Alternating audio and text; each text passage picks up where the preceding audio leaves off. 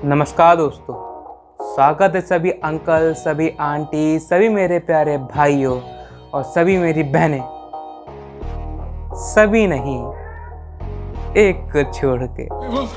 औरत का चक्कर बाबू भैया, औरत का जी चक्कर। हाँ,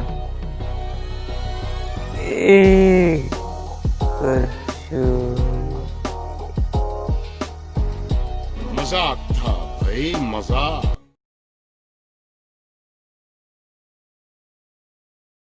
1 2 3 4 5 6 Eternity later.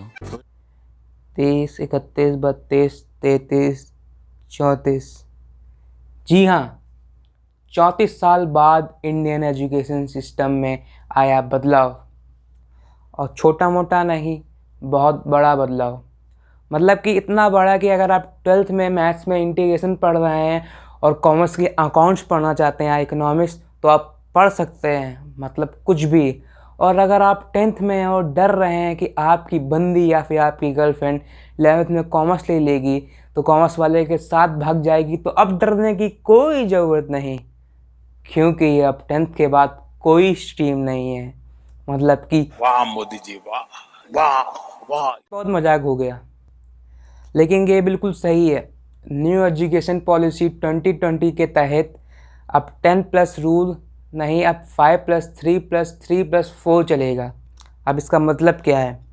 जैसे कि पहले 10th तक सेम पढ़ाई चलती थी और 10th के बाद हम स्ट्रीम डिसाइड करते थे, कोई साइंस लेता था, कोई कॉमर्स लेता था, तो कोई आर्ट्स लेता था। बेसिकली ज़्यादा लोग साइंस लेते थे। उसके 2 रीज़न होते थे, एक तो घर में फोर्स किया जाता था, या फिर 10th में अगर थोड़े से भी अच्छे मार्क्स आते थे तो लगता था आप साइंस ले लें। और दूसरा रीज़न ये था कि हमें लगता था कि साइंस ले लेंगे तो हमारे लिए ज़्यादा ऑप्शन रहेंगे, क्योंकि साइंस वाले आर्ट्स भी पढ़ सकते थे आगे चल के और कॉमर्स भी पढ़ सकते थे। मगर अब ऐसा नहीं है, 10th के बाद कोई स्ट्रीम नहीं होगी, बल्कि 5+3+3+4 में बदल चुका है। मतलब कि पहले 3 साल की उम्र से बच्चे जाएंगे पढ़ने, और 5 साल मतलब कि PG, LKG, first second third 5 साल वो पढ़ेंगे, फिर थर्ड फोर्थ फिफ्थ वो पढ़ेंगे, फिर 6 7 8, फिर 9th, फिर 9th से 12th तक एक ही पैटर्न चलेगा। और पहले क्या होता था कि 15 से 14 साल तक सरकार फ्री एजुकेशन देती थी, मगर अब चेंज करके 3 साल से 18 साल तक कर दिया गया है, और एक बिल्कुल ही नया सिस्टम लाया गया है।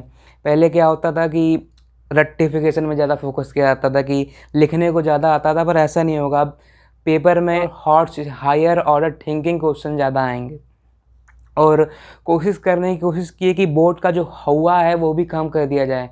सुनने को ये भी आ रहा है कि 1 साल में 2 बोर्ड होंगे, और 5th तक कोशिश की जाएगी कि स्टूडेंट्स को अपने रीजनल लैंग्वेज में पढ़ाया जाए और उनको बेसिक पढ़ना लिखना और सिखा दिया जाए। और 6 से वोकेशनल एजुकेशन लाई जाएगी। अब वोकेशनल एजुकेशन को हम लोग टेक्निकल एजुकेशन भी कहते हैं, और 6 से ही बच्चों को कोडिंग सिखाना चालू कर दी जाएगी। जैसे कि पहले हम लोग 11 12th में कोडिंग आती थी, सीबीएसई में प्रोग्रामिंग आती थी, बट अब 6 में आ जाएगी, और बच्चों को प्रैक्टिकल नॉलेज ज़्यादा देने की कोशिश की जाएगी। और 5th क्लास के बच्चों को कारपेंटर के साथ, इससे वो सीखें इन लोग की लव कैसे हो। और सिर्फ स्कूल लेवल में नहीं, हायर एजुकेशन लेवल में भी काफ़ी बदलाव आ रहा है। जैसे कि पहले बीटेक करने में 4 साल लगते थे, बीएससी में 3 साल, और बीए में भी 3 साल लगते थे। मगर अब क्या होगा, जैसे कि कुछ स्टूडेंट होते थे कि 4 साल बीटेक नहीं कर सकते थे, 2 साल के बाद फाइनेंशियल दिक्कत आ जाती थी, या फिर कुछ भी फैमिली दिक्कत आने के कारण उनको जॉब करनी पड़ती थी और अपनी डिग्री आधी छोड़नी पड़ती थी। और दोबारा जब वो करने की कोशिश करते थे तो आप उनको पूरा दोबारा से रिपीट करना होता था। मगर अब ऐसा नहीं है। फॉर एग्ज़ाम्पल, अब किसी ने 1 साल की तो उनको कुछ सर्टिफिकेट दे दिया जाएगा, 2 साल किया तो डिप्लोमा मिल जाएगा, और 2 साल बाद उनको अगर उनको किसी जॉब करना या फिर उनको छोड़ दिया तो जब भी वो बीटेक करना चाहेंगे तो उनको 2 साल रिपीट नहीं करना पड़ेगा, 3rd ईयर से इनको चालू होगा, और 4 साल बाद उनको डिग्री मिलेगी। और जिनको जॉब करना है उनके लिए क्या हुआ है कि जिनको जॉब करना है उनके लिए केवल 3 साल का डिग्री है, और जिनको आगे रिसर्च करनी है उनके लिए 4 साल की है।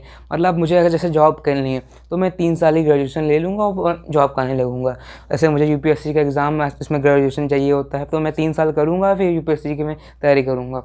और जैसे कि अगर मुझे आगे चल के कोई रिसर्च करनी है तो मैं 4 साल पढ़ूंगा, और उस रिसर्च केवल साइंस की फील्ड में नहीं, आर्ट्स की फील्ड में, सारे फील्ड में रिसर्च होगी। और दोस्तों जैसे आप मैथ ऑनर्स से कर रहे हो तो ज़रूरी नहीं है सिर्फ मैथ ऑनर का सब्जेक्ट आप पढ़ेंगे, आप उसके साथ म्यूज़िक भी ले सकते हैं और भी एक्स्ट्रा कोई सब्जेक्ट ले सकते हैं। तो दोस्तों आप अगर मुझसे पूछें तो मेरे समझ से कि फ़ैसला काफ़ी अच्छा है सरकार की तरफ से, मगर पेपर में अच्छा लग रहा है इसका मतलब कि असली में अच्छा है।